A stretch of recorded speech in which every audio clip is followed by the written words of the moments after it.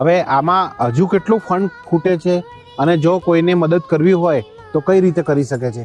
હવે અમારા જે 15 કરોડ ખૂટે છે, જે લેવાના સાધન લેવાના છે, સ્ટુબને લેવા છે, એ માટે અમે તમામ કચ્છને, ગુજરાતને અપીલ કરીએ છીએ કે ખરેખર તમે આવો જો અમને આ જરૂર છે. તમે જે સાધન લઈ આપો, અમને રૂપિયા નથી જોતા. હવે રૂપિયા એ કચ્છ આપી દીધા, હોસ્પિટલ તૈયાર થઈ જશે 3 મહિનામાં.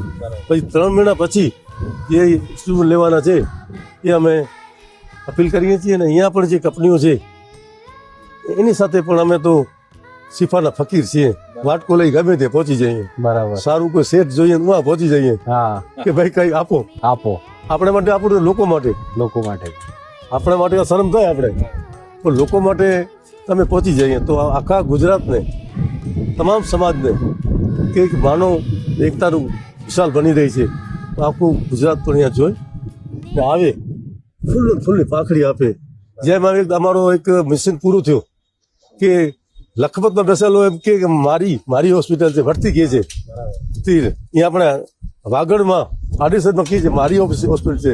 તો ગુજરાતને અપીલ કરું છું, તમે પણ આપો, તમે પીવો. અમારી ગુજરાતની હોસ્પિટલ છે, એ ગુજરાતનું ગૌરવ ઊભો થાય, એ અમે ઈચ્છા છીએ.